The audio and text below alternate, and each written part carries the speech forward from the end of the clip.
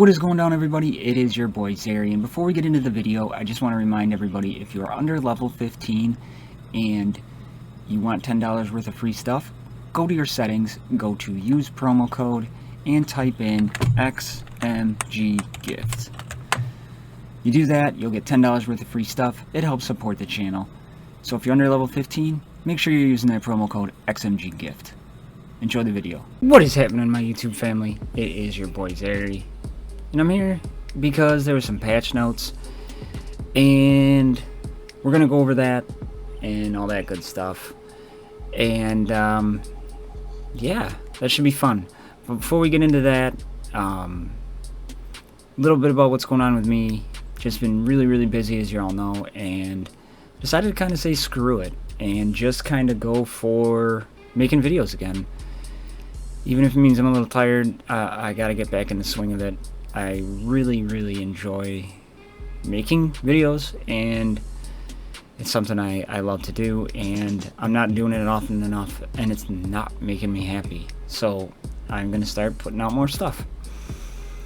And we're going to start, before we jump into the patch notes here, we are going to go over what happens at Gear 12. So 47 people voted. That's a lot for me. Pretty excited about that. And Soleus just squeaked out Garrett. 36% of the vote wanted to see what happened at Gear 12 with Soleus. So I have been working on that. The voting is now closed for that one, and that should be out, I am hoping, by Friday. So got all the stats together, and I've made some tweaks. I heard your feedback on that, and we'll go from there. So, and I'll do it like I did before. I really like putting the decision in your hands, and we go from there. So we're going to jump over to these patch notes here. Let me switch over to that. I'm not going to edit this video or anything. I got the wrong color shirt on. I just didn't care tonight. And where is the patch notes? There they are. Perfect. So before we get into this patch notes, let me get a couple things out of the way. We got the patch notes yesterday, essentially, and I got to read them over, and this patch has me torn. What I really like to do, though, is I always, if something I don't agree with or I'm going to talk about in the video, I DM Lizard Breath, and I let her know my thoughts, my feelings on it, and she is a wonderful person and always writes me back and makes time for me and explains things a little bit to me.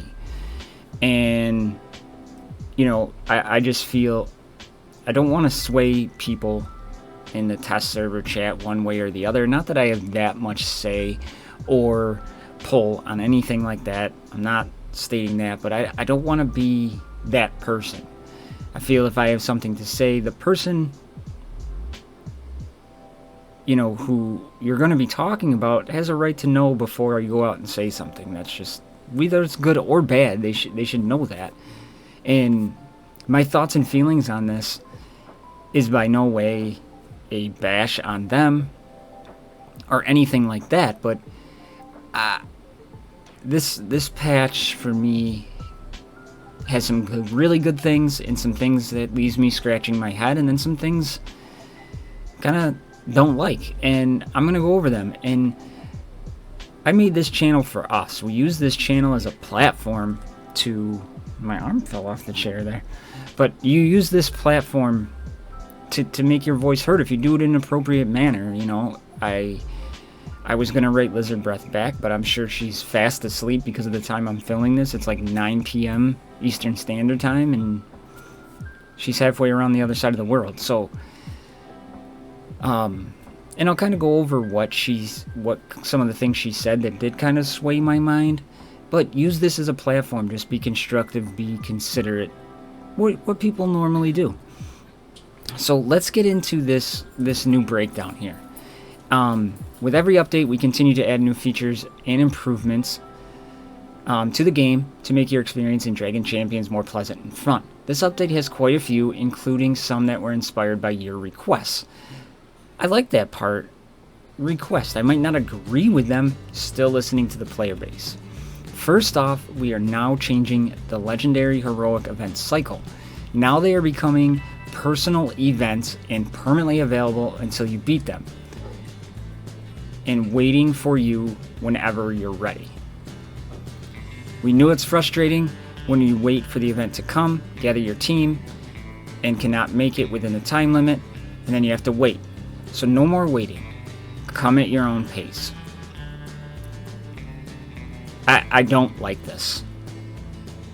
Now, Lizard Breath made some really good points in which he wrote me back.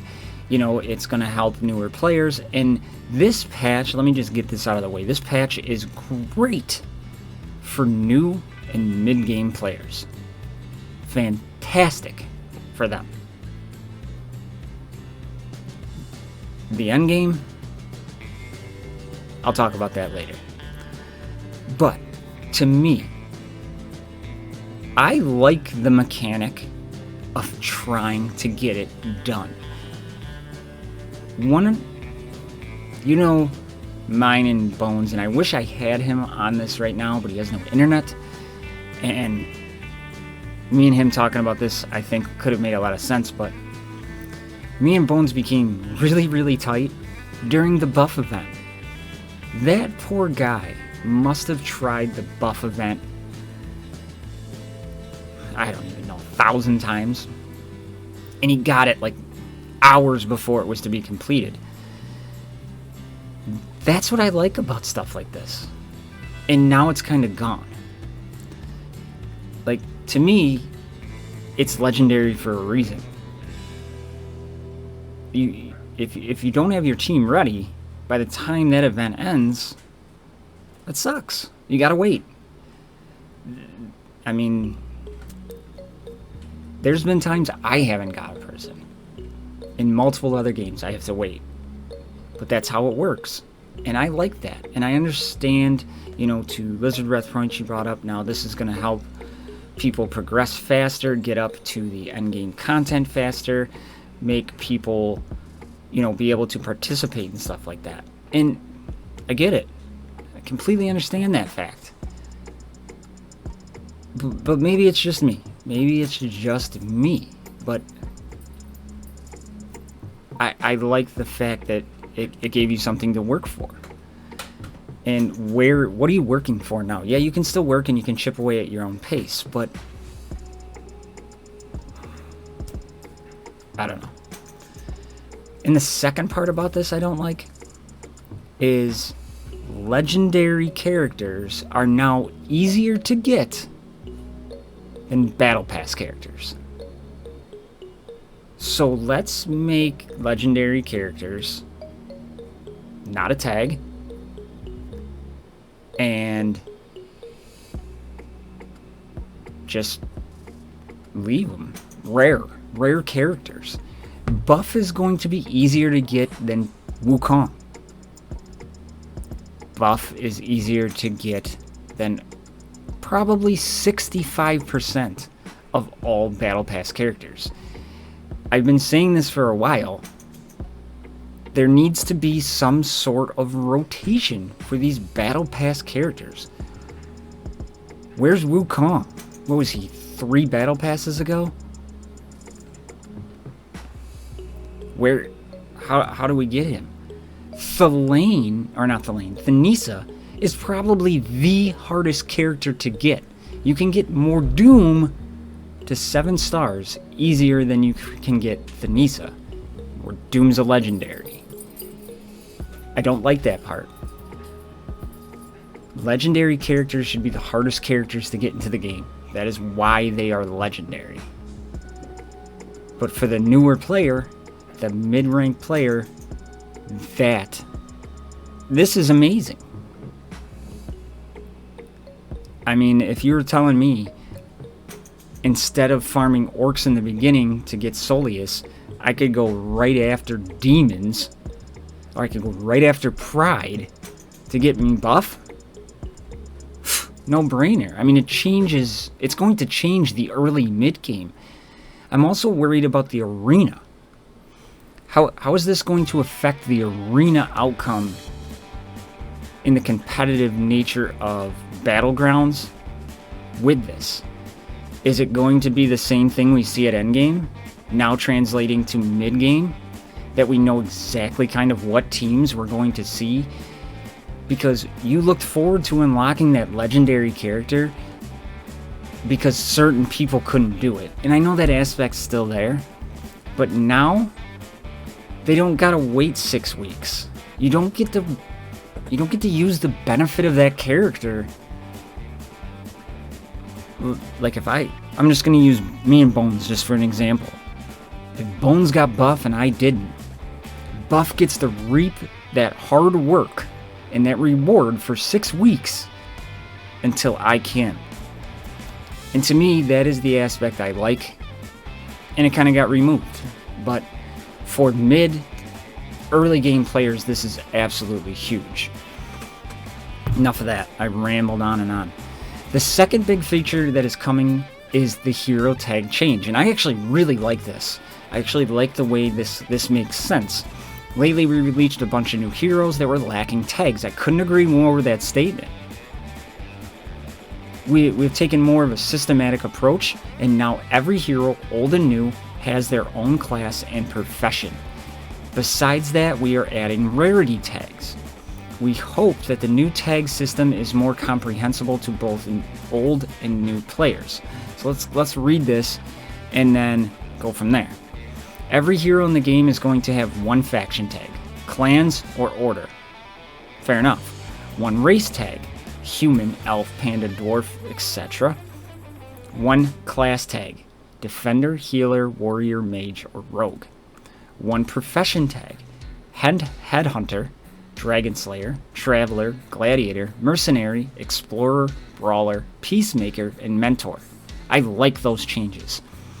One rarity tag, rare, epic, and legend, and of course a leader tag if they have a leadership.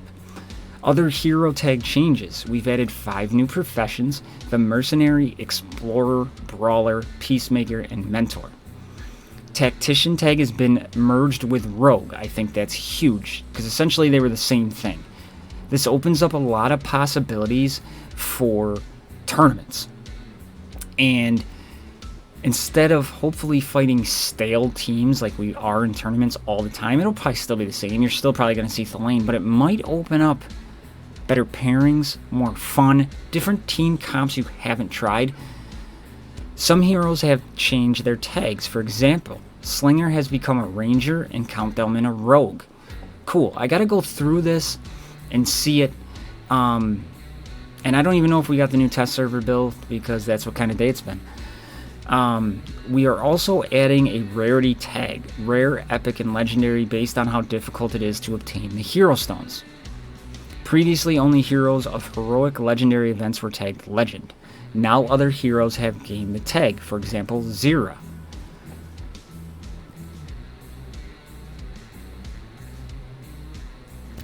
But this goes back to my other point, is now that they're there all the time, are they really legendary?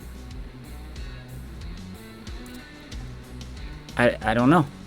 To me, I don't think they are, but that's just me. With these changes, some tournaments requirements are going to change, so don't fret. If a familiar tournament feels different all of a sudden, it's perfectly normal. That's what I was just saying. This is really, really going to affect the tournaments, and I'm kind of interested to see how it plays. More features await you in patch 1.4.73. A new hero, new challenges, quality of life improvements, and more. Here's the list of the changes, so we're going to go over that now. There's a new hero. Kalui, I think. Ugh. You know how I am with names. Available from the Jade of Seasons, beginning June 1st, in the Kalui chest. Heroic legendary events are now personal and available permanently. Reworked hero tags. We've already discussed that. Due to tag rework, some tournaments requirements have changed. Saboteur is now available in Rage of Clans 8.12, Hero Chests, and Market. I really, really like that Saboteur is now farmable. But why Saboteur? Right? I mean, there's people out there that could, if there was any sort of rotation that could have been put above Saboteur. I'm not complaining or bitching because I want to farm Saboteur and I want to get him 7 stars. We all do. Added gear 12 items and challenges for Boardwind, Zappy, Tool, Tubald, Raleigh, Bar and Rel, Centurion, Ambo and Lance, Cab and Bab, Archie and Row. Okay, that will give maybe some of the endgame players something to work on there, so that's a plus. Added a new notification marker when hero skills can be upgraded. Can now skip the animation at the start of a battle with a tap. That is huge because anybody who does tournament or raids, you have to watch the same entrance over and over and over again. Now that can be skipped, so that is awesome. Removed level requirements in the challenges. I agree. If you think you can punch up and get that, then by all means go for it. First try in campaign and level challenges are now free. That's actually kind of cool because some people are afraid to go up and try the next challenge or campaign because they don't want to burn that valuable energy. So now they're giving you a shot to see if you can make it. Okay. New personal offers available in bank. I don't know what that is, but I'd really like to check that out. Changed the shop order tabs and changed guild button color. Some bug fixes that were taken care of. Fixed Wukong, that he would die before his copies. That I didn't notice that, but again, I don't see him very often. So fixed the timers that went missing in some scenarios. Fixed leadership ability text that were missing from team gathering screen. Fixed the wrong text in the brawls title. Other small fixes and improvements. Okay, so before we get in and break down this new healer panda, which I'm stoked about, I gotta say this. This whole patch is fantastic for the end or for the mid and beginning game. For an end game player, there's not much here, and that worried me. And I brought that up to Lizard Breath. It worried me. Like, end game players, what do we do? We get to farm Saboteur. We've added some gear 12 items and challenges. I brought up to her that there was no new T7s. And I was told something about the T7s, and they're coming. They weren't testing out the way they should have, essentially, and they just needed one more patch. Okay. I'd rather have that than broken stuff. It doesn't bother me, and I could have elaborated more, but I don't know if I'm allowed to, and I don't want to ruin the trust that she instills in me. So, hopefully T7s roll around. Everybody's clamoring for stuff to do. It's coming, right? But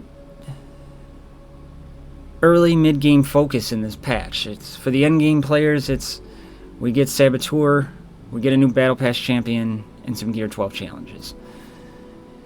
And so for the end-game players, it's kind of an underwhelming patch.